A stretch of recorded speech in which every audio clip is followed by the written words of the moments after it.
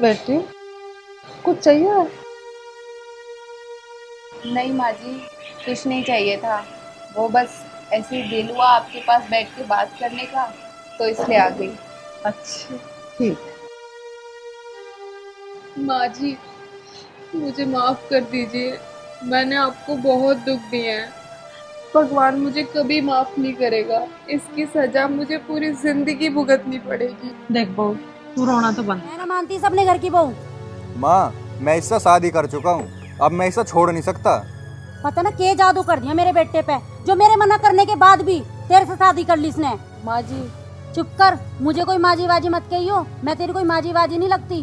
पता ना क्या जादू कर दिया इसने मेरे बेटे पे, जो मेरे मना करने के बाद भी इसने तेरे से शादी कर ली। तूने एक बार भी नहीं सोचा, ये अनाथ लड़की जिसके आगे पीछे कोई नहीं है, तू उसे शादी करके ले आया। माँ, रिया के माँ बाप बचपन में ही चल बसे थे, पर इसमें रिया का क्या दोष है? सारा दोष इसी का तो है, जो इसने तुझे मेरे खिलाफ कर दिया। ये क्या बोल रही हो माँ? इसमें रिया की क्या गलती है? हम दोनों एक दूसरे से प्यार करते हैं। तू कान खोल के सुन ले, मेरे बेटे ने तुझसे शादी तो जरूर कर ली, पर तू इस घर की बहू कभी नहीं बन सकती। और ये बात अपने दिमाग में अच्छी तरह डाल ले, ठीक है ना?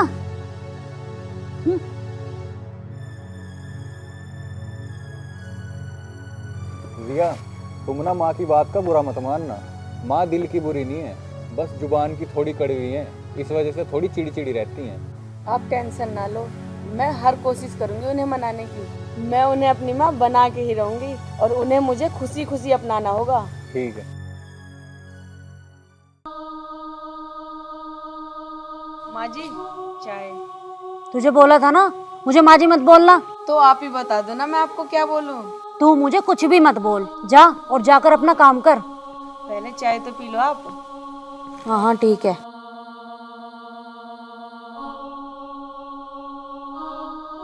तुझे क्या लगा, एक कप चाय पिलाने से और हंस के बात करने से तू मेरे घर की बहू बन जाएगी? ये कभी नहीं हो सकता। पर मैं कोशिश तो कर सकती हूँ ना। तेरी कोशिश का कोई फायदा नहीं होगा। कितनी बेशरम बहू है।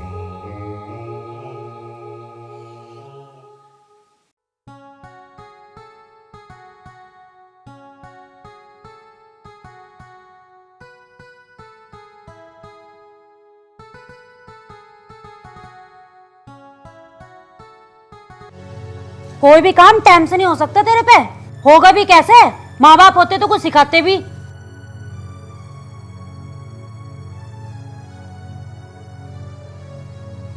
इसे इतना कुछ बोलती हूँ, ये जवाब ही नहीं देती, लड़ने का तो कोई मौका ही नहीं देती।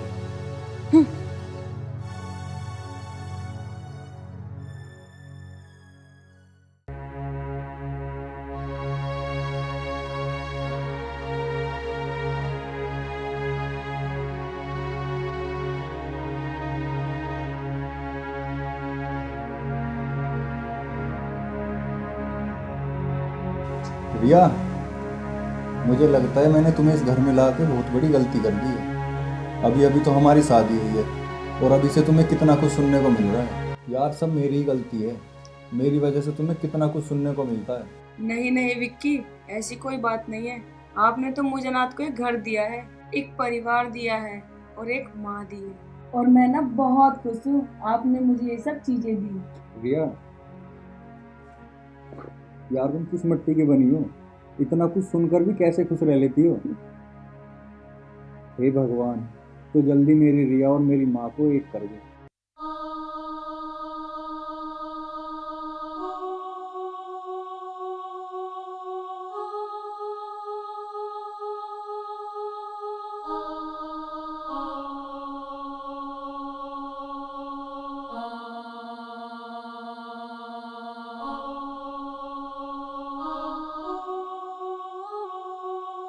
रिया, तुम सोई नहीं अभी तक? वो मुझे ना नींद नहीं आ रही है। तबीयत ठीक है तुम्हारी?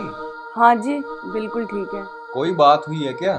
नहीं नहीं, कोई बात नहीं है। आप सो जाओ, आपको ना सुबह ऑफिस भी जाना है। मैं भी सो जाती हूँ। ठीक है।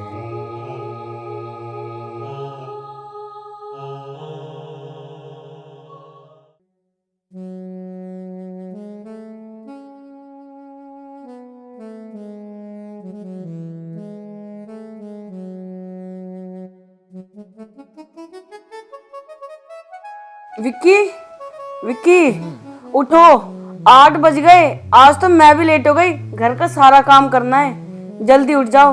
अरे तो कोई बात नहीं, मैं तुम्हारी काम में हेल्प करा दूंगा। फिर उठो ना जल्दी से। चलो। आ जाओ।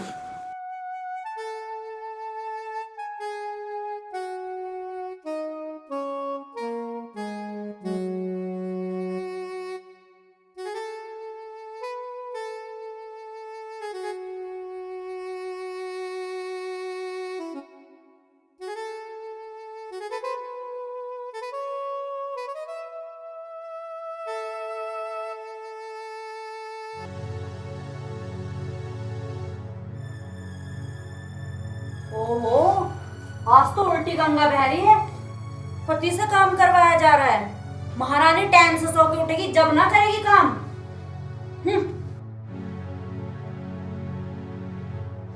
कब तक बर्दाश्त करोगी? ना खुद कुछ बोलती हो, ना मुझे कुछ बोलने देती हो। कब तक बिना किसी बात के ताने सुनोगी रिया?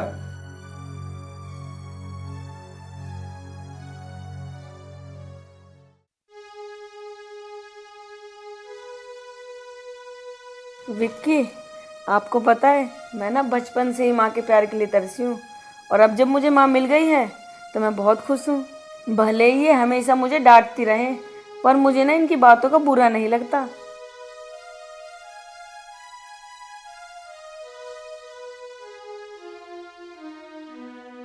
कम से कम उनका हाथ तो मेरे सर पर है, और मुझे ना पूरा यकीन है वो एक ना एक दिन मुझे गले लगा ही लेंगी, और वो मुझे अपनी बहू मान लेंगी।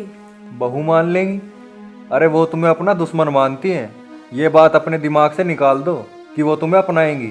अरे आप उनके बारे में भी तो सोचो, उनके कितने अरमान होंगे अपने बेटे की शादी को लेकर, और हमने ऐसे अचानक मंदिर में शादी कर ली, उनके सारे सपने टूट गए होंगे।